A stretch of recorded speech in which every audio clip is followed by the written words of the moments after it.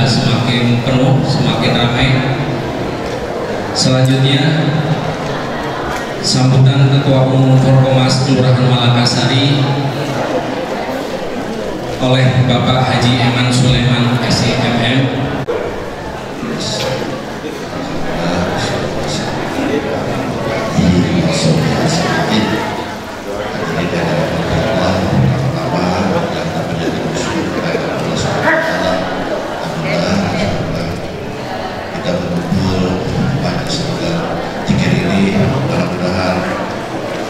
Kita diterima oleh Allah Subhanahu wa taala. Salam dan salam dikatakan kepada kita Nabi Muhammad sallallahu alaihi wasallam, sahabatnya dan sahabatnya. Mudah-mudahan kita mendapatkan syafaat dari Rasulullah. Hadirin yang dirahmati Allah dan tidak berpanjang lebar, sebab nanti ilmunya kami akan bersama Kiai Haji Muhammad Al-Yubi tidak terserap semuanya. Yang terhormat Bapak Kiai, kami hormati yang sudah hadir di tengah kita. Mudah-mudahan memberikan kesehatan yang walafiat. Dan masalah besar juga Pak Bri, kalau komandannya ada, pasti semua jajarannya ada, sampai ranting juga teman-temannya dari DMI Kecamatan Malakasari dan ranting-rantingnya. Itu yang kami hormati dan kami cintai. Wabil khusus Mbak Jena yang mewakili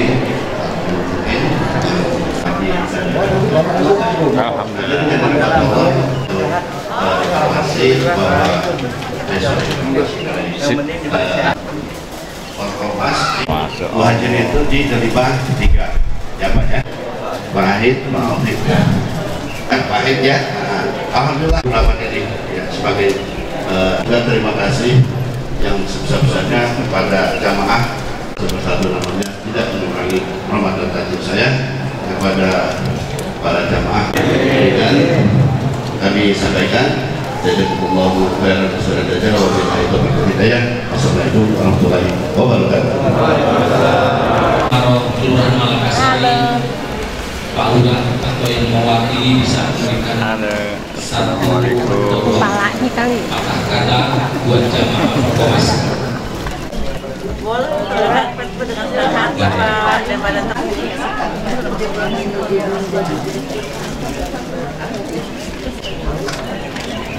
Baiklah Bapak dan Ibu yang dirahmati Allah, untuk selanjutnya adalah tausiah. Mungkin di dalam pikiran kita apa tips dalam menyambut bulan Muharram ini atau hakikat hijrah. Warahmatullahi wabarakatuh. Alhamdulillahi wa kafa. Salatu wassalamu ala sayyidina Muhammadin Mustafa wa ala alihi wa ashabihi ahli sidqi wal wafa. Amma ba'd. Haji Tabli Hasan, Ketua Pimpinan Cabang di DMI Kelurahan Makmuran Masjid Baitur Rahim, para tokoh masyarakat, para ulama, para guru sekalian yang dirahmati Allah. Curahkan di rumahnya Allah. Orang yang paling untung pagi ini adalah orang yang sudah bertamu di rumah Allah, di rumah RT. Assalamualaikum, numpang ngopi doang. Pagi ini kita bertamu di rumahnya Allah. Allah sebagai tuan rumah, insya Allah yakin beliau lagi yakin Allah itu menerima kehadiran kita sebagai tetamu Allah. Ghirah kita biar semangat ketika berada di sebuah masjid. Jangan loyo di masjid, semangat di masjid. Kenapa? ini adalah rumahnya Allah. Dalam hadis qudsi Allah berfirman, inna buyuti fil ardil masajid wa inna zuwari fiha ummaruha fatuba li'abdin tatahhara fi baiti summa zarani fi baiti fahakun alal mazuri ayyukrima zadirahu. Di bumi, kata Allah, adalah masjid, bukan hanya Masjidil Haram, Masjid Nabawi, Masjidil Aqsa, termasuk Masjid Baitur Rahim di mana kita berada pada hari ini adalah salah satu dari rumahnya Allah. Wa inna zuwari fiha umaruha, dan sesungguhnya orang yang datang ke rumahnya Allah maka dia telah menjadi tetamunya Allah. Kita ini tamunya Allah, bukan cuma tamunya ketua masjid Baitur Rahim, tetapi lebih dari itu, bahwa kita semua ini adalah tamunya Allah. Orang itu kalau diundang oleh raja pasti bangga, hadir diundang di istana raja. Raja Salman di istana Presiden Republik Indonesia, bangganya luar biasa. Wajar kalau dia bangga. Kenapa? Kita orang yang mendapat undangan dari raja bangga ya. Di share di Facebook, Instagram, di gue di istana nih selfie, bangga dia. Itu baru kita ada di istananya raja, istana manusia. Hendaknya lebih bangga lagi ketika kita berada di istananya Allah. Fatuba li'abdin tatahhara fi baiti, sungguh berbahagialah, sungguh beruntunglah orang-orang yang bersuci di rumahnya. Summa zaroni fi baiti, kemudian dia mendatangi rumah Allah, masuk dia ke dalam masjid. Satu-satunya tempat yang kalau kita duduk diam biarpun 10 menit, 1 jam, 2 jam mendapat pahala. Rumah kita, bapak ibu punya rumah yang mewah, megah, ada kolam renangnya, duduk 2,5 jam, kagak ngapa-ngapain, baca Quran kagak, zikir kagak, duduk diam 2,5 jam, ada pahalanya enggak? Hah? Ada? Kagak. Nongkrong di rumah 2,5 jam, ngomong kagak, zikir kagak, malah bini ngomel, nongkrong 2,5 jam. Tapi di masjid kita diam saja, Allah berikan pahala. Namanya i'tikaf, hanya ada di masjid. Nawaitu an a'takifa fi hadzal masjid sunnatan lillahi ta'ala.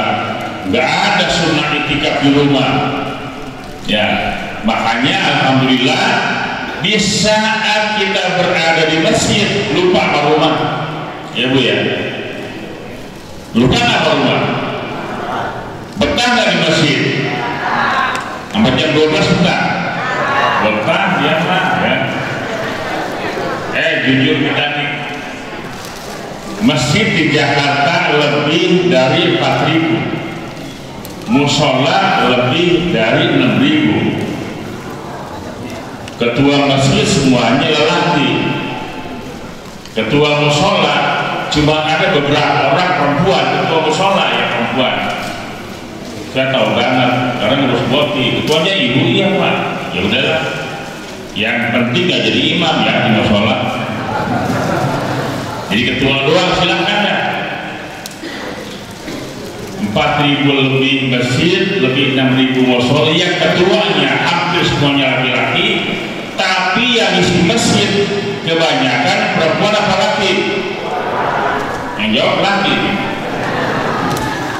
Jujur ya Pak, perempuan bisa 3 kali sehari. Lah saya ngajar di masjid nih yang minggu pagi, ya, yang Sabtu siang, pagi ada pengajian di masjid, siang di masjid, malam Jumat di masjid, luar biasa. Bapak ngaji malam Jumat 3 pojokan doang, ngatur lonjor, yang ngatur rokok.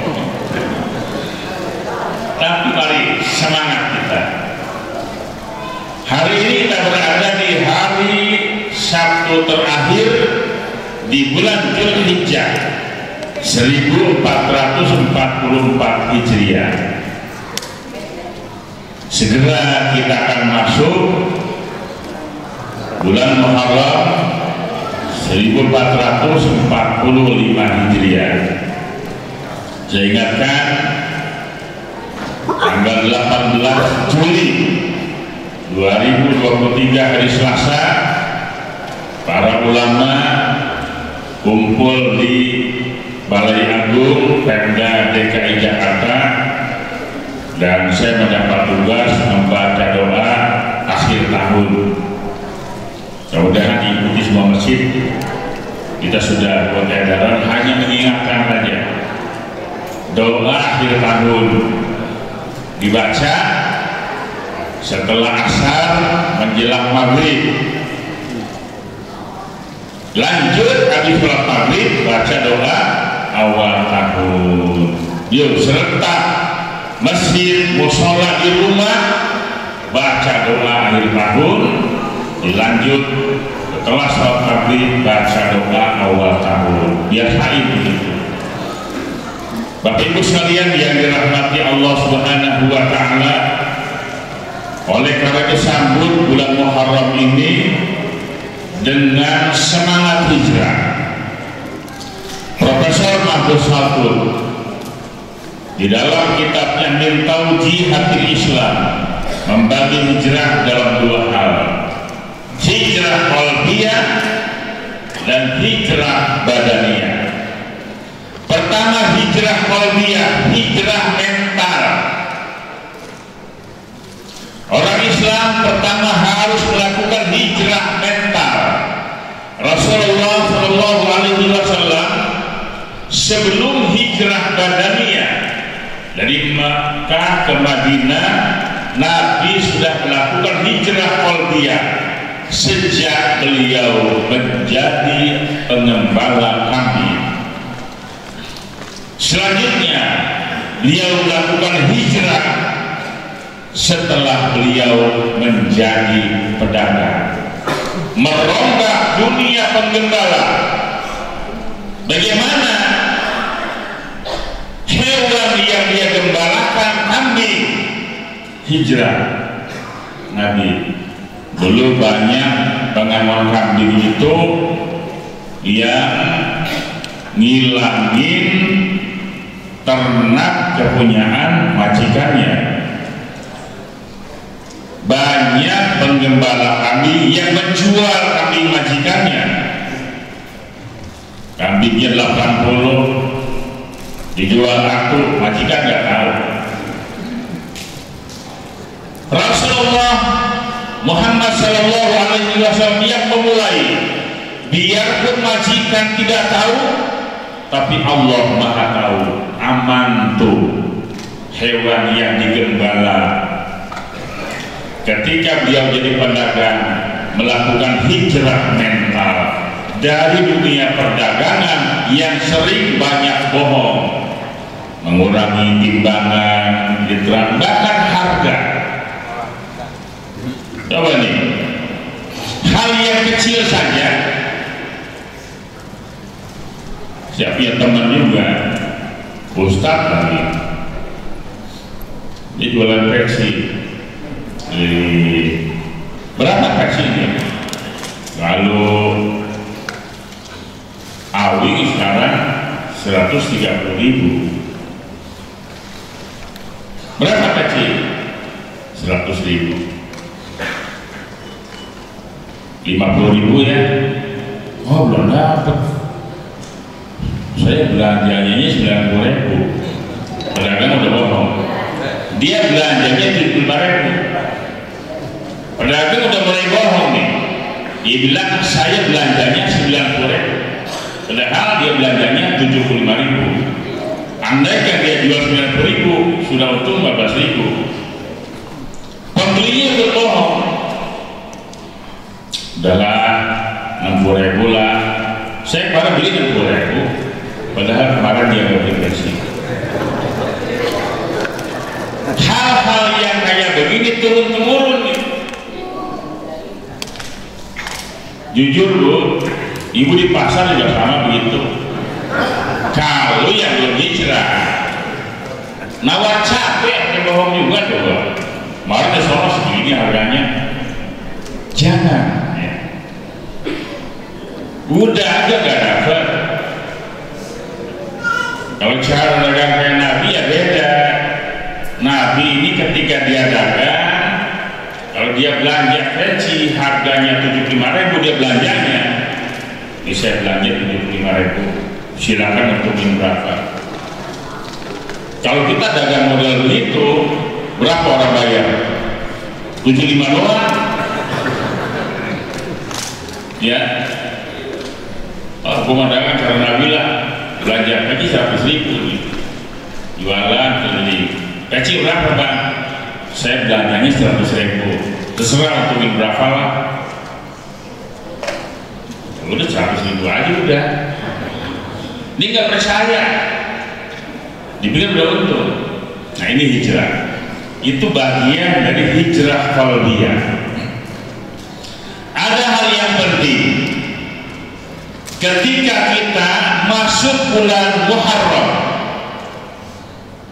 Saya mau tanya nih, ibu kalau punya anak perawan berani nggak nikahin anaknya pada bulan Muharram? Berani? Berani nggak? Ini Kiai Taufik, saya ini beliau dulu Pak Hawa, kantor urusan agama setiap bulan Muharram sepi. Sebulan paling dua pasang yang nikah. Sekarang udah mulai ramai. Bahkan dulu Muharram itu kalah dengan Ramadan.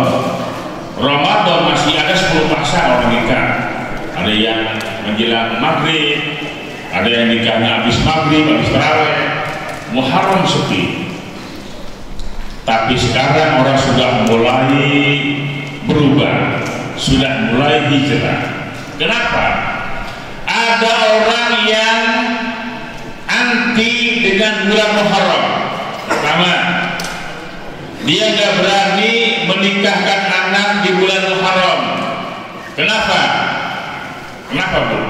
Pak, ada nggak yang nggak berani? Nunjuk. Nyunatin anak bulan Muharram, oh enggak. Mulai bikin fondasi bangunan rumah awal, jangan Muharram. Dia ngejar target, cepat nih bulan Dzulhijjah buru-buru, nanti ke bulan Muharram. Begitu masuk Muharram, wah taruhlah nanti aja setelah Muharramnya selesai. Ngawinin anak, nyunatin anak, bangun rumah, pindahan rumah. Takut, jangan lu, ini bulan Syawal. Ternyata saya mendapat jawaban, oh ada sebuah suku di negeri kita yang mereka punya keyakinan bahwa pada bulan Muharram yang dia kenalnya bulan Syuro sedang ada pesta hajat besar Nyi Roro Kidul, Ratu Pantai Laut Selatan, barang siapa yang nyanyi hajat Roro Kidul nanti bakal apa? Udah sengsara, nikahin anak, nanti rumah tangannya gak bener, kalau bangun rumah nanti rumahnya gak berkah, ada aja bahaya gitu. Nah, keyakinan yang semacam ini rubah, ya, rubah total. Malah kita anjurkan, yuk mulailah pekerjaanmu di bulan Muharram, ya, mulailah pekerjaanmu di bulan Muharram. Lihat sejarah, orang Islam takut nikahkan anaknya di bulan Muharram, padahal ada contoh nabi-nabi terdahulu. Nabi Ibrahim nikah dengan Sarah bulan Muharram, Nabi Yusuf dengan Zulaikha bulan Muharram, baginda Nabi Muhammad SAW menikah dengan Khadijah itu terjadi pada bulan Muharram. Kalau nabinya aja nikah bulan Muharram, umatnya nggak ketakutan. Harusnya itu bikin nikah masal bulan Muharram. Boleh juga di Pak Iman, DMI bikin nikah masal. Ternyata setelah kita survei, masih banyak masyarakat kita yang suami istri belum punya buku nikah. Banyak. Saya paham. Saya sekarang ketua BP4 Badan Pembinaan, Penasehatan, Pelestarian, Perkawinan. Tiap hari selain menangani boti di DMI, saya menangani krisis keluarga. Gawe negeri mau cerai nggak bisa, ketemu saya dulu. Karena tangan saya masih diperlukan buat izin atasan. Boleh nikah asal bulan Muharram. Selain kita asal, ada kawin masal.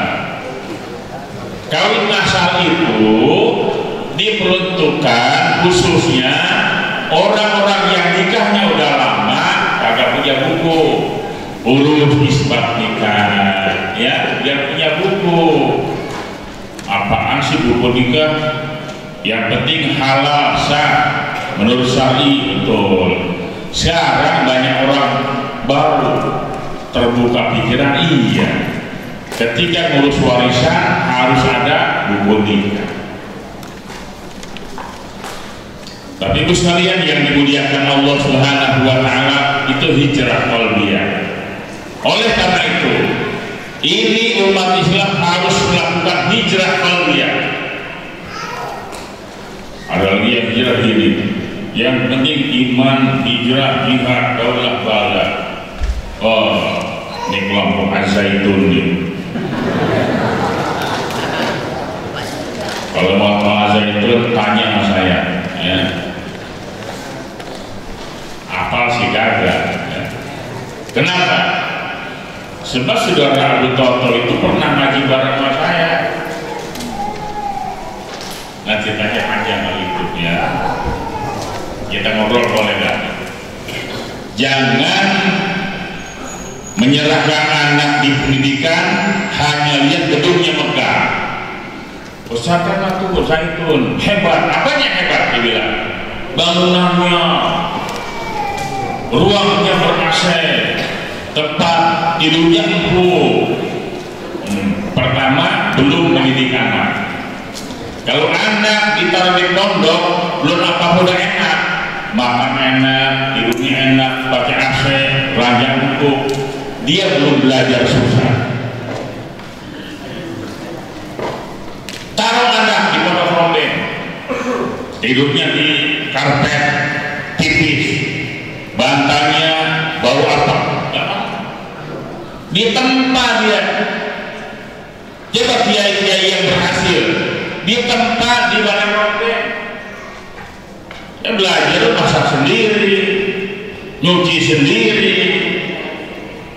udah hafal sama penderitaan. Maka santri itu ditempatin di mana aja itu. Tidur di masjid, oke. Nggak tikar, bantalnya ketimpring, nggak ada masalah. Tidur di hotel, wah itu tempat anak-anak kita dengan pendidikan. Jangan yang enak-enak dulu. Tempatnya enak sono, siang anak kita biar nikmat. Kalah rumah ibu sama pesantrennya. Begitu dia pulang ke rumah, enakan di sono. Enak loh ya, dia 6 tahun nggak pulang ke rumah. Begitu pulang ke rumah udah beda. Bapaknya kafir, emaknya kafir, semua orang dikatain kafir, dia doang yang Islam. Hati-hati naruh anak di pesantren. Jangan pulang mondok dulu bagus sama orang tua, cium tangan, kalem. Begitu pulang mondok, karena salah pendidikannya, maknya cuma lepas kudungan doang di keluar, mak kafir. Yang tidak sejalan dengan dia kafir, musyrik, kafir, bid'ah, habis sudah. Kagak yang benar cuma dia doang. Bapak Ibu sekalian yang dirahmati Allah Subhanahu wa taala, oleh karena itu mari semangat hijrah kita tingkatkan kesolehan individual dan kesolehan sosial. Makanya kalau pengen punya anak, doain anak kita jangan cuma soleh, jadilah orang yang muslim. Orang yang soleh itu orang yang baik, ibadahnya rajin, ya. Dia orang yang baik. Cuma orang soleh itu kebaikannya hanya untuk dirinya. Sementara orang muslim itu adalah orang yang baik, kebaikannya bukan hanya untuk dirinya saja, juga manfaat bagi orang banyak. Kalau hanya soleh, yang penting gua makan, tetangga bodoh amat, baru tingkatan soleh. Tapi ketika dia orang muslim, kalau saya makan, tetangga saya harus makan. Pejabat yang soleh, yang penting dia benar ngurusin jabatannya. Tapi ketika pejabatnya muslim, jabatan yang diemban itu memberikan banyak manfaat buat orang lain. Tanda tangan lurah itu sangat berharga. Ketika dia harus berjuang dengan tanda tangannya, dia berjuang. Bagi Tobri Hasan, saya 230 miliar tanda tangan sendirian. MPHD nggak ada sekretaris, nggak ada bendahara. 230 miliar tanda tangan sendirian. Nanti kalau salah saya sendirian. Urusan uang negara itu nggak ada melibatkan sekretaris, bendahara, sendirian kita. Ini dia, alhamdulillah semuanya berjalan dengan lancar karena kerjasama kita yang baik. Saya berharap ini teman-teman masjid, musola yang terima boti, LPG-nya tolong. Tahun 2022 ini di PSDPK 20 hari selesai. Alhamdulillah udah kelar. Itu udah boleh makan enak nih, udah kelar. 20 hari BPK periksa kita, udah enak makan, enak minum. Ujian numpuk udah malam. Begitu kelar 20 hari, alhamdulillah selesai. Seminggu kemudian berita ada temuan 200 lebih masjid yang belum menyerahkan laporan. Ada nggak yang digunakan oleh teman-teman di kantor? Kejar semua. Tolong masjid musola yang terima boti segera bikin SPJ. Yang 6 bulan Januari Juni udah kelar, udah habis uangnya. Yakin bahwa tidak pakai uang nih. Kalau yakin bahwa tidak pakai uangnya, diam-diam aja ini ya. Udah habis, segera bikin laporan. Kalau tidak bikin laporan di tahap pertama, Juli Desember saya tidak akan cairkan. Objeknya berat. Biar gitu belajar pengalaman dari tahun 2022. Kalau imam, marbot, guru ngaji pakai sendiri uangnya, tidak perlu laporan. Ada guru ngaji begini, Anda udah terima duitnya nih yang 6 bulan, terus gimana laporannya?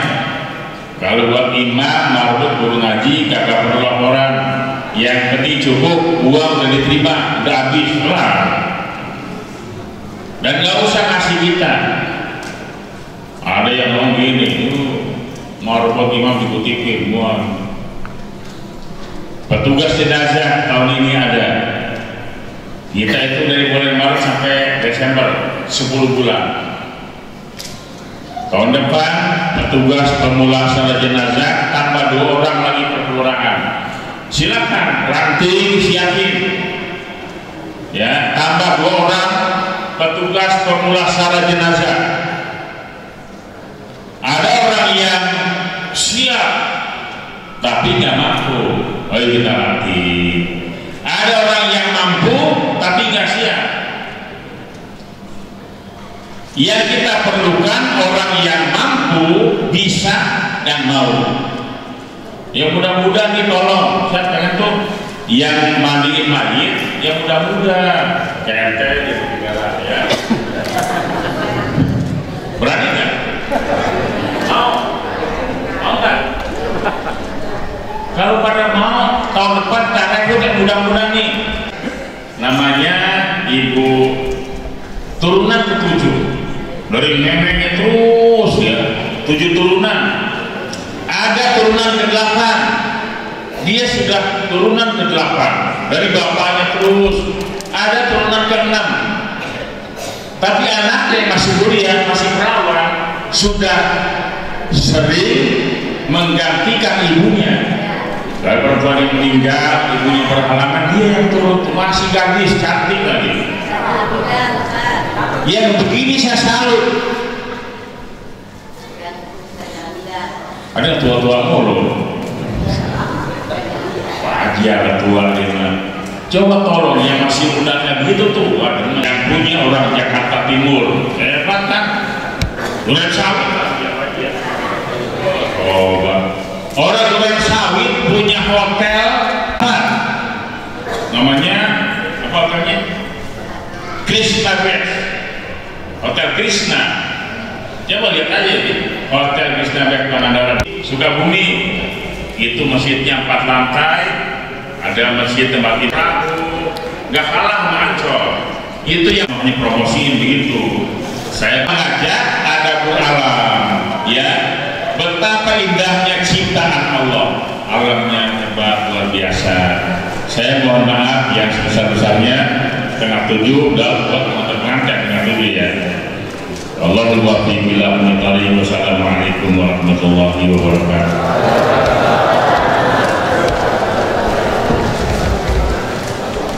Kepada Bapak Kiai Haji Mamun Al-Ayyubi telah diberikan kepada kita semua. Semoga ini dapat menambah rasa cinta dan takwa kita kepada Allah Subhanahu wa Ta'ala. Sedikit catatan yang dapat kami simpulkan bahwa Muharram merupakan bulan suci karena pada bulan tersebut terjadi sejarah penting dalam Islam, yaitu Nabi Muhammad SAW melakukan hijrah dari Makkah ke Madinah.